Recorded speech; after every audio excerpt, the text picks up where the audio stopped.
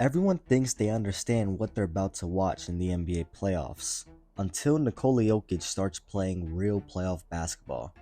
Because here's the truth nobody really wants to say out loud. The league still hasn't figured him out. Not in the regular season, not in the playoffs, not even after a championship run. And that's what makes this year dangerous.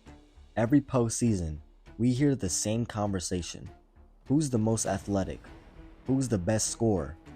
Who can take over in the clutch? And somehow, even after everything he's done, Jokic just still gets treated like he's just there. Like he's great. Sure, but not unstoppable. That's the mistake. Because Jokic doesn't dominate the game the way people are used to seeing. He's not blowing past defenders like Anthony Edwards. He's not hitting step back threes every possession like Luka Doncic. He's not playing above the rim like Giannis. He controls the game, and that's way more dangerous.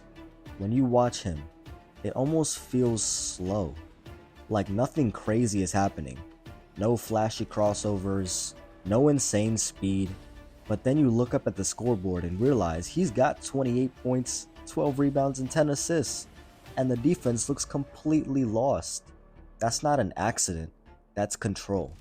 And in the playoffs, control is everything. Because playoff basketball is different. It slows down. Possessions matter more. Teams lock in on your weakness. Every mistake gets exposed. And usually, that's where even the best players start to struggle. But Jokic doesn't have those typical weaknesses. You can't speed him up because he already plays at his own pace. You can't double him because he's the best passing big man the game has ever seen. You can't force him into bad shots because he takes what the defense gives him every single time. So what do? That's the problem every team is about to face. Look at the Denver Nuggets. Everything they do runs through Jokic, but not in a predictable way. It's not just give him the ball and get out the way. It's constant movement, constant reads, constant pressure on the defense to make the right decision over and over again. And eventually, you mess up. Maybe you help too much, and he hits a cutter for an easy layup. Maybe you stay home, and he backs his defender down for a soft hook shot.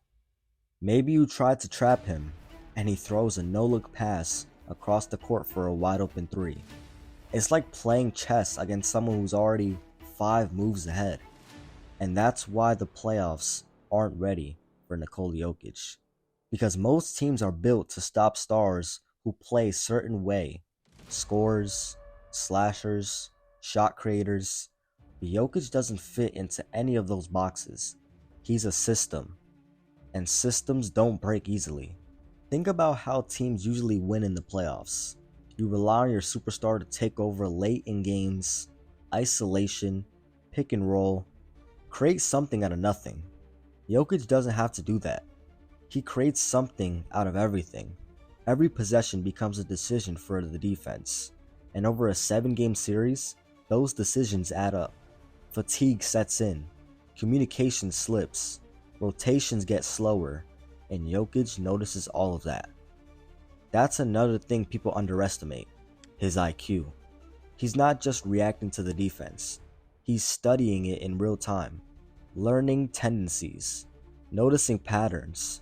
Figuring out exactly where the breakdown is going to happen before it even does. So by game 3, game 4, game 5, it's over. Not because he's scoring 50, but because he solved you. And once Jokic solves you, there's no adjustment left. We've already seen it happen. Teams come with a game plan confidently. They figure something out. Maybe they're going to be physical. Maybe they're going to double early. Maybe they're going to force him to score instead of pass. And for a quarter, maybe even a half. It looks like it's working, then it doesn't. Because Jokic adapts faster than you can. That's what separates him from almost everyone else in the league. And it's why the idea of stopping him doesn't really exist. You can slow him down for moments. You can make things tougher. But over the course of a full game, a full series, he's going to figure it out. And once he does, It's not just him you have to worry about, it's everyone else. That's what makes the Nuggets so dangerous. Jokic makes average possessions great, and great players unstoppable. Role players suddenly look like stars because they're getting perfect passes in perfect spots. Shooters get rhythm looks. Cutters get easy finishes. Everything becomes easier when he's on the floor. And in the playoffs, where every possession is supposed to be hard, Jokic makes it look easy. That's not normal. And it's not something teams are prepared for. You can't simulate that in practice. You can't replicate that kind of decision making. You can't prepare for every possible read he's going to make. You have to react. And reacting is exactly what he wants. Because the second you're reacting, you're already behind. Now add in the pressure of the playoffs, the crowd, the stakes, the intensity. That's where the most players tighten up. Jokic doesn't. If anything, he looks even more comfortable. Like the moment slows down even more for him. Like he's completely in control of everything that's happening on the court. And that's terrifying if you're on the other team. Because no matter what you run, you go on, no matter how loud the crowd gets, no matter how big the moment is, he's not rushing. He's not panicking. He's just reading, reacting, and picking you apart piece by piece. And before you realize it, the game is out of reach. That's what the playoffs aren't ready for. Not just his stats, not just his skill, but his control over the entire game. Because once a player can control tempo, spacing, decision making, and execution all at once, there's nothing you can really take away. And that's the scary part. Teams will try everything. They'll throw different defenders at him. They'll switch coverages. They'll double, trap, and rotate. They'll try to speed him up, slow him down, frustrate him. But none of that changes who he is. And who he is inevitable. And when you look at the rest of the league, there are incredible players everywhere. Superstars are ready to take over. Young stars are trying to prove themselves. Veterans chasing another ring. But none of them control the game the way Jokic does. That's what separates him. And that's why, as these playoffs start, there's a real chance we're about to see it happen again. Another run where people keep waiting for someone to stop him. Another run where teams convince themselves they figured it out. Another run where, by the end of the series, they realize they haven't. Because the truth is, the NBA playoffs aren't built to stop someone like Jokic. They're built to expose weaknesses, and he doesn't have any obvious ones. So instead of him being exposed, it's everyone else. And that's why, when it's all said and done, we might look back at this playoff run and realize something simple. We didn't underestimate him.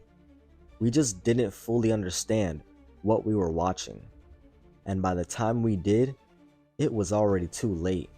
And that is exactly why the MVP conversation shouldn't even be as complicated as people try to make it. Because when you really sit down and think about what most valuable actually means, everything keeps pointing back to Nikola Jokic. Not the flashiest, not the loudest, but the most impactful player in basketball. And that matters more than anything. Because value isn't just about scoring the most points. It's not just about having crazy highlights or going viral every night. It's about how much your presence actually changes the outcome of games. And no one in the league does that more consistently than Jokic. You take him off the floor, and Denver becomes completely a different team. The offense slows down, the ball movement disappears, the easy looks vanish. Put him back on the floor, and everything clicks instantly. That's value, and it shows up in ways that don't always make the highlight reel. It's the pass that leads to the assist, the screen that creates the open shot, the read that breaks down the defense before it even has a chance to react. Jokic does all of that every single possession, and what makes it even crazier is how he makes it look effortlessly. He's not forcing anything. He's not chasing stats, he's just playing the game the right way, and somehow ending up with numbers that look unreal. We're talking about a player who can give you 30, 12, and 10 on any night and make it feel normal. That's not normal. That's MVP level dominance. And when you compare him to other candidates, they're all incredible in their own ways. Guys like SGA, Luka Doncic, Victor Wembanyama, Anthony Edwards. But Jokic brings everything at an elite level every night. He's not just a scorer, he's not just a passer, he's not just a rebounder. He's the entire engine, and the MVP should be the engine.